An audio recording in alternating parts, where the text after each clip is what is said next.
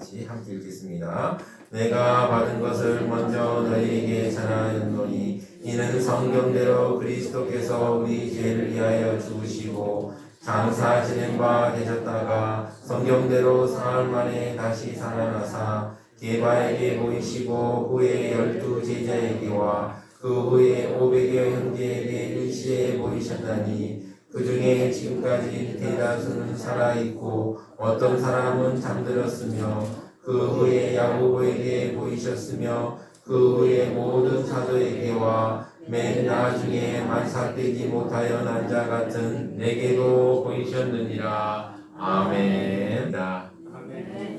네, 성스러운 주일 아침에 거룩하신 주의 전에 오신 사랑하는 수만교회 성도님들 한 분 한 분마다 하나님의 사랑과 은혜와 축복이 넘치기를 진심으로 축원합니다. 오늘 기쁨의 부활절 아침을 맞이했습니다. 죽음을 이기시고 다시 살아나신 주님의 부활이 우리에게 참된 소망과 생명이 되심을 기억하시며 부활의 능력으로 새 힘을 얻는 은혜의 시간이 되시기를 축복합니다. 옆에 있는 분에게 오늘도 잘 오셨습니다. 환영합니다 라고 인사하시 바랍니다. 오늘도 잘 오셨습니다. 환영합니다. 네, 정말 잘 오셨습니다. 너무 귀한 발걸음 감사합니다. 네, 사랑하는 성도 여러분, 오늘은 예수님께서 부활하신 부활주일입니다. 사람이 죽었다가 다시 살아날 수 있을까요? 우리 중에 믿는 부활은 과연 사실일까라고 의심하는 분도 있으실 것입니다. 그렇죠. 우리 중에 부활을 믿기 어려운 분들도 있을 것입니다. 초대교회 시대에도 부활을 믿기 어려운 분들이 있었습니다. 특히 사도 바울이 복음을 전하던 헬라 문화가 강한 지역의 여러 교회 성도들 중에는 부활을 믿지 않는 사람들이 있었습니다. 특히 이 헬라 문화, 즉 그리스 문화에서는 부활을 인정하지 않았습니다. 그래서 더 믿을 수 없었죠. 그런데 부활한 주님을 직접 본 사도 바울은 부활이 역사적 사실임을 말합니다. 오늘 말씀을 통해서 부활이 무엇인지 또 그리고 우리에게 어떤 의미가 있는지 한번 살펴보겠습니다. 첫 번째입니다. 예수님의 부활은 역사적인 사실입니다. 사도 바울은 고린도 성도들에게 자신이 전한 복음을 다시 떠올리게 합니다. 고린도서 15장 1절입니다. 형제들아, 내가 너에게 전한 복음을 너희에게 알게 하노니 이는 너희가 받은 것이요 또 그 가운데에 선 것이다. 이게 무슨 말입니까? 복음은 단순한 이야기가 아닙니다. 우리가 서 있는 기초입니다. 우리가 믿음 생활하는 흔들리지 않는 기초입니다. 사도 바울은 이 복음의 핵심을 말합니다. 3절 4절입니다. 내가 받은 것을 먼저 너에게 전하였노니 이는 성경대로 그리스도께서 우리 죄를 위하여 죽으시고 장사 지낸 바 되셨다가 성경대로 사흘 만에 다시 살아나사. 아멘. 성경대로 그리스도께서 우리 죄를 위하여 죽으셨고 십자가에서 죽으신 후 사흘 만에 다시 살아나셨습니다. 이것이 복음, 기쁜 소식의 핵심입니다. 헬라어로 복음이란 말은 기쁜 소식이란 말입니다. 예수님께서 우리 죄를 위하여 죽으시고 그 다음 죽음을 이기시고 부활하셨습니다. 그런데 여기서 우리가 놓치지 말아야 할 중요한 단어가 있습니다. 어떤 단어일까요? 성경대로라는 단어입니다. 부활은 우연한 사건이 아닙니다. 하나님께서 이미 계획하신 사건입니다. 바울은 부활이 사실이라는 증거를 제시합니다. 부활하신 예수님을 많은 사람들이 보았고 증인이 되었습니다. 즉 많은 사람들이 보았습니다. 네, 많은 사람들이 보았습니다. 5절 6절입니다. 게바에게 보이시고 후에 12 제자에게와 그 후에 500의 형제에게 일시에 보이신다니 그 중에 지금까지 대다수는 살아있고 어떤 사람은 잠들었으며. 부활하신 예수님은 게바, 베드로에게 나타나셨고 또 다른 12 제자에게도 나타나셨습니다. 그뿐만 아니라 지금 성경에 나와 있지는 않지만 당시 사람들이 알만한 어떤 사건이 있었을 것입니다. 500명 앞에서 일시에 나타나신 그런 사건이 있었을 겁니다. 그래서 그들이 일시에 예수님을 보았고 그들 중 대다수가 바울이 서신을 쓰고 있는 당시에 살아있었음을 밝힙니다. 그리고 그 후에 예수님을 보았던 사람들에 대해서 서술합니다. 7절 8절입니다. 그 후에 야고보에게 보이셨으며 그 후에 모든 사도에게와 맨 나중에 만삭되지 못하여 난 자 같은 내게도 보이셨느니라. 여기서 야고보는 사도 야고보가 아닙니다. 예수님의 친동생 야고보를 말합니다. 그는 예수님이 살아있을 동안, 사역할 동안 예수님을 믿지 않았습니다. 예수님을 대적했습니다. 복음서에서 나오지 않습니까? 형제 자매들이 와서 예수님 복음 전하는데 방해하고 예수님을 도로 끌려가려고 했던 부분들이 복음서에 나옵니다. 이랬던 동생 야고보가 어떻습니까? 부활하신 예수님을 보고 이제 믿게 되었습니다. 그뿐 아닙니다. 그 외 모든 사도에게도 나타났으며 나중에는 사도 바울 자신도 부활하신 예수님을 보고 보았다라고 서술합니다. 사랑하는 성도 여러분, 예수님의 부활은 전설이나 신화가 아닙니다. 목격자가 있는 사건입니다. 예수님의 부활은 역사적인 사실이 있습니다. 사실입니다. 더 중요한 증거가 있습니다. 어떤 증거일까요? 그들이 완전히 변했다는 사실입니다.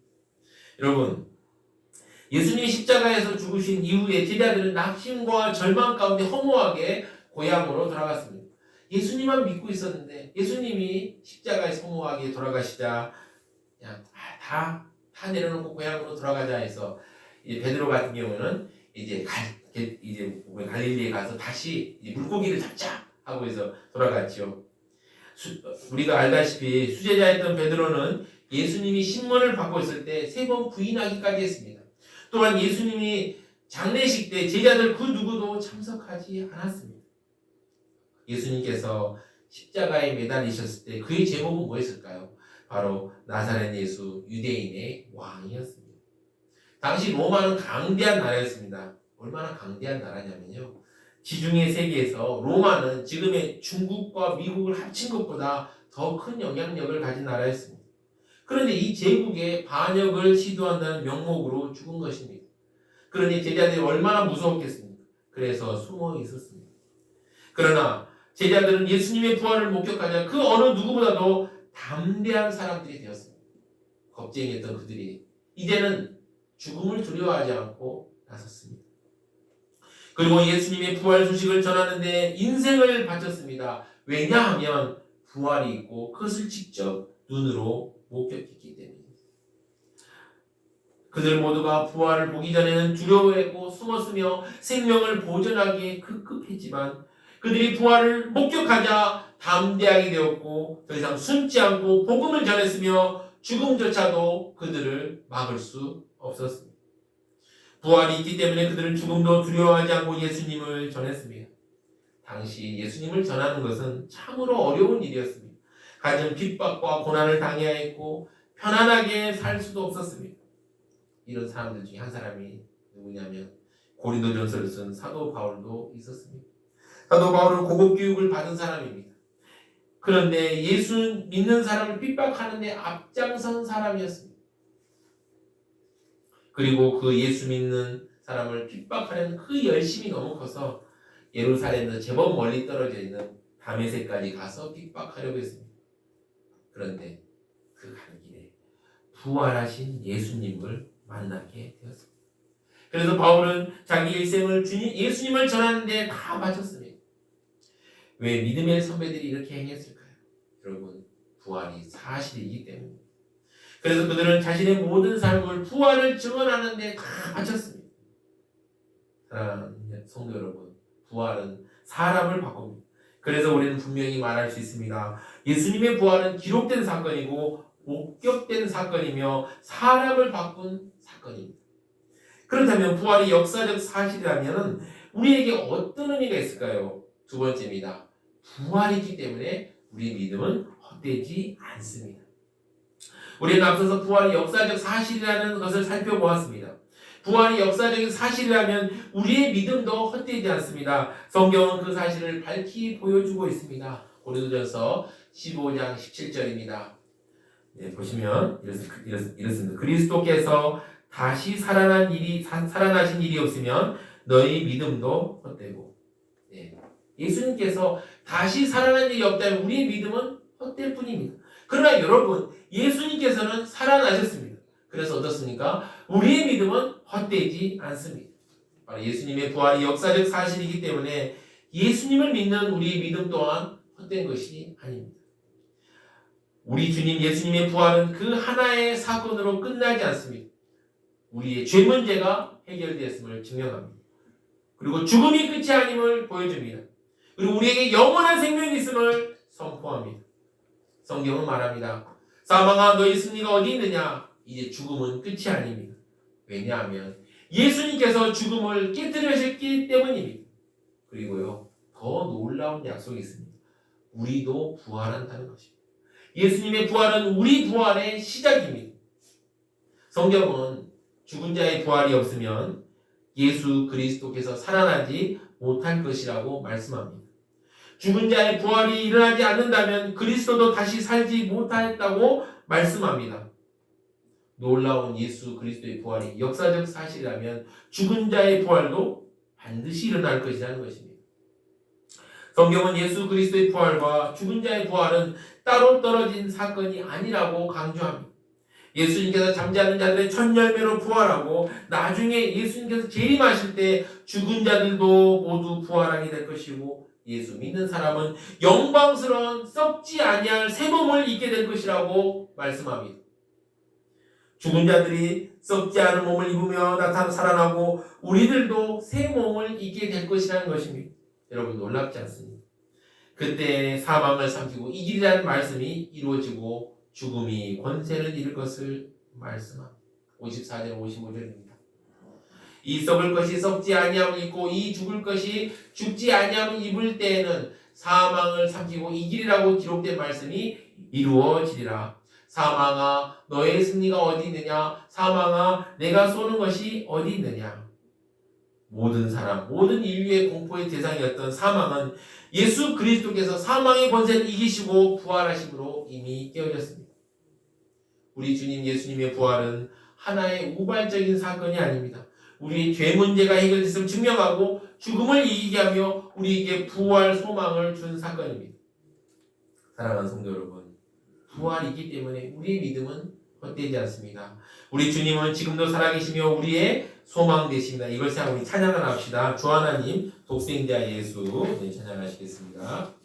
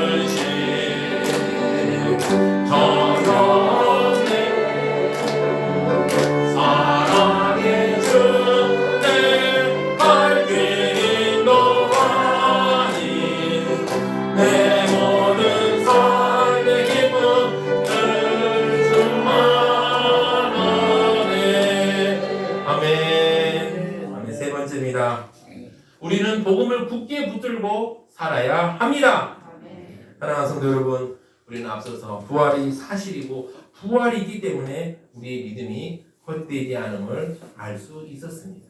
그러면 우리는 어떻게 살아야 합니까? 복음을 굳게 붙들고 살아야 합니다. 고린도서 15장 2절입니다.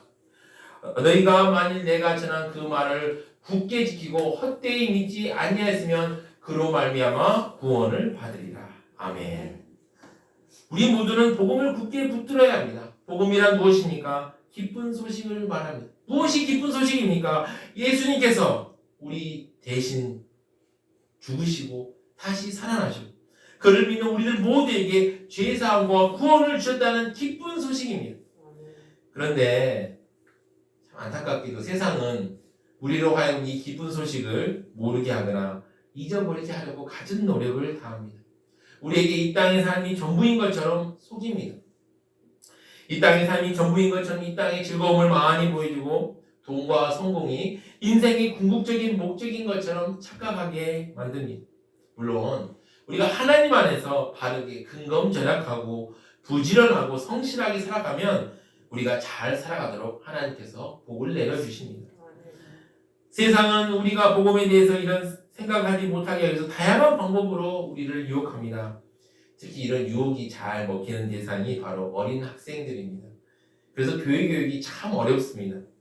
거의 일주일 내내 하나님과 상관없는 인본주의적인 교육만 받다가 일주일에 1시간 복음을 가르치려 하니 잘 듣겠습니까? 안 듣죠. 그래서 교회 학교가 참 어렵습니다. 요즘에 교회들이 교회 학교가 참 어렵다 하는 분들 정말 많은 것 같습니다. 여러분 교육뿐입니까? 유튜브 들어가면요 사람을 유혹하는 이 악한 가르침이 얼마나 많습니까? 우리를 믿음의 자리, 복음의 자리에 떠나게 하는 유혹이 정말 많습니다. 그래서 우리는 어떻게 해야 됩니까? 우리는 할 수 있는 대로 우리의 마음을 지켜야 합니다. 성경에서도 나와 있죠. 잠언 4장 23절을 보시면요. 물을 지킬 만한 것 중에 더욱 내 마음을 지키라. 생명이 근원이 이에서 남이니라. 아멘. 사랑하는 성도 여러분, 마음은요 가만히 두면 지켜지지 않습니다. 우리가 조그만 방심에도 악한 유혹들을 우리에게 들어오려고 발버둥칩니다. 제가 여름에 좀 사택에서 잠깐 창문을 살짝 열어놓고 밖에 나갔다 온 적이 있었습니다. 그런데 다녀왔더니 어떤 일이 일어났을까요? 여러분들이 생각하는 그 일이 일어났겠죠. 벌레들이 엄청나게 들어왔습니다. 기회는 이때다 하고 막 밖에서 호시탐탐 노리고 있던 벌레들이 막 들어온 겁니다. 그래서 막 잘 때도 물고 정말 며칠간 고생을 정말 많이 살충제 뿌리고 막 별짓을 다 했는데 진짜 며칠간 정말 힘들었습니다. 여러분 벌레만 그렇습니까? 아닙니다. 우리의 마음도 단단히 지키지 않으면 어느 순간 넘어갑니다. 예수님께로 받은 귀한 생명을 어느 순간 놓치고 맙니다. 그래서 우리는 어떻게 해야 합니까? 마음을 지켜야 합니다. 마음을 지켜야 합니다. 우리가 조금만 틈을 두면 세상의 것들이 들어옵니다. 그래서 우리는 어떻게 해야 됩니까? 의도적으로 일부러라도 하나님께 가까이 가야 합니다. 말씀을 들으십시오. 기도하십시오. 예배를 사모하십시오. 복음을 붙드십시오.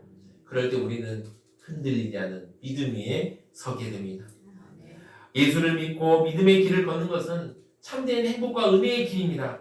하지만 또 한편으로는 좁은 길로 가는 것입니다. 하지만 우리는 주님이 다시 오실 때까지 이 길을 걸어가야 합니다. 이것을 우리 찬양합시다. 주님 다시 오실 때까지 찬양하시겠습니다.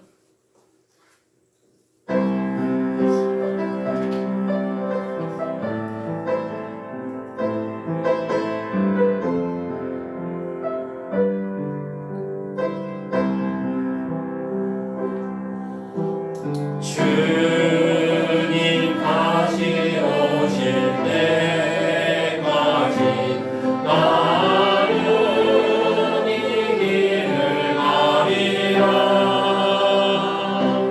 좁은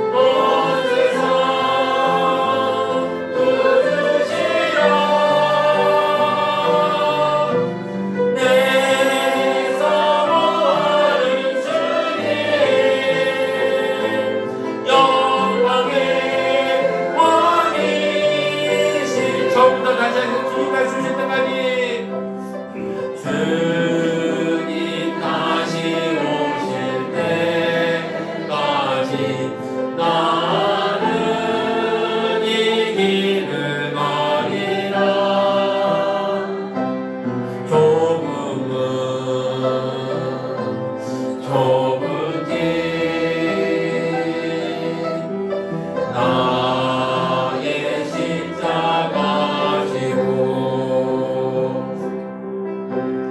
나의 가는 이 길 끝에서 나는 주님을 보리라. 영광의 내 주님 나를 맞아주신 주님 다시 오실 때까지 나는 일어나 달려가리라. 주의 영광 온 땅 덮을 때 나는 일어나 노래하리. 내 사랑하는 주님 온 세상 구주시라. 내 사랑하는 주님 영광의 왕이신 내 사랑하는 주님 내 사랑하는 주님 온 세상 구주시라. 내 사랑하는 주님 영광의 왕이시라. 아멘. 아멘. 사랑하는 소망교회 성도 여러분, 부활은 단순히 어쩌다 일어난 과거의 사건이 아닙니다. 우리의 현재를 살리는 사건입니다. 우리의 미래를 보장하는 사건입니다. 아담의 범죄로 죄와 사망의 역사가 시작되었다면 예수님의 부활로 생명의 역사가 시작되었습니다. 예수님의 부활은 예수님의 부활로만 끝나지 않습니다. 우리의 부활로 이어집니다. 그래서 성경은 부활을 말하며 우리에게 이렇게 권면합니다. 고린도전서 15장 58절에 네 없습니다. 제가 읽어드리겠습니다. 그러므로 내 사랑하는 형제들아 견실하며 흔들리지 말고 항상 주의 일에 더욱 힘쓰는 자들이 되라. 이는 너희 수고가 주 안에서 헛되지 않은 줄 알미라. 아멘. 사랑하는 수막교회 성도 여러분, 이제부터는 복음을 굳게 붙들고 살아갑시다. 기쁜 소식을 마음속에 간직하며 살아갑시다. 그럴 때 우리는 어떤 상황에서도 흔들리지 않고 어떤 어려움 속에서도 무너지지 않으며 참된 기쁨과 감사와 승리를 누리게 될 것입니다. 세상에 어떤 어려움이 있어도 우리가 복음만 붙들고 굳게 나아간다면 우리는 기쁨을 누리게 될 것입니다. 감사를 누리게 될 것입니다. 승리를 누리게 될 것입니다. 부활의 주님을 바라보아 복음을 굳게 붙들어 참된 승리와 은혜를 누리시는 사랑하는 수막교회 성도님 되시기를 진심으로 축원합니다.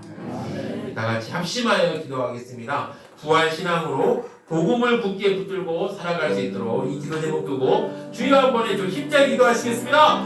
주여 주님 감사합니다. 오늘 아버지 부활의 신앙으로 아버지 부활의 신앙으로 복음을 굳게 붙들고 살아갈 수 있도록 우리 성도들 한 사람 한 사람 아버지 붙잡아 주시고 함께하여 주시옵소서. 세상의 많은 것들은 우리에게 아버지 우리 복음을 붙들고 살아가지 못하도록 계속 유혹하고 아버지 우리를 흔듭니다. 주님 이럴 때일수록 우리가 아버지 부활 신앙으로 복음을 굳게 붙들어 아버지 살아갈 수 있도록 붙잡아 주시옵소서. 예수님의 부활은 아버지 우리의 부활이요 아버지 우리의 아버지 복음입니다. 주여 붙들어 주시고 함께 해주셔서 우리가 이 부활의 우리 복음의 기쁜 소식을 마음속에 굳게 붙들게 하시고 어떤 상황과 어떤 형편에서도 흔들리지 않고 끝까지 나아갈 수 있도록 함께하여 주시옵소서.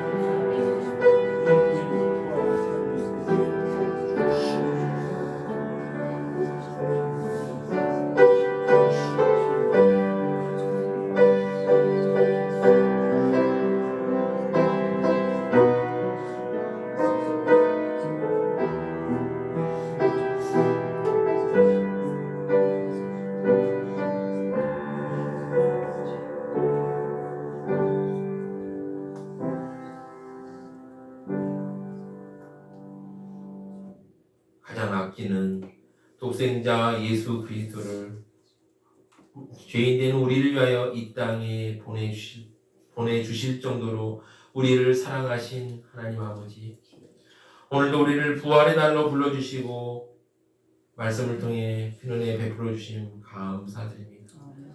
주님, 우리가 때론 이 부활의 진리이 있고 눈에 보이는 현실만 바라보며 믿음 없이 살아갈 때가 많았습니다. 부활의 주님을 만난 사람들이 완전히 변화된 것처럼 우리의 삶도 변화되게 하여 주시옵소서. 두려움 가운데 있던 우리가 담대하게 하시고 흔들리던 우리가 굳게 서게 하시며 세상을 따른 우리가 복음을 붙드는 삶을 살게 하여 주시옵소서. 주님, 우리가 부활의 소망을 가진 자답게 이 땅에 소망 없이 살아가는 사람들에게 복음을 전하는 삶을 살게 하여 주시옵소서. 우리의 가정과 교회와 삶의 자리마다 부활의 생명이 나타나게 하시고 기쁨과 감사와 승리가 넘치게 하여 주옵소서. 이 모든 말씀 우리를 위하여 죽으시고 다시 살아나신 우리 주 예수 그리스도 이름으로 기도드리옵나이다. 아멘.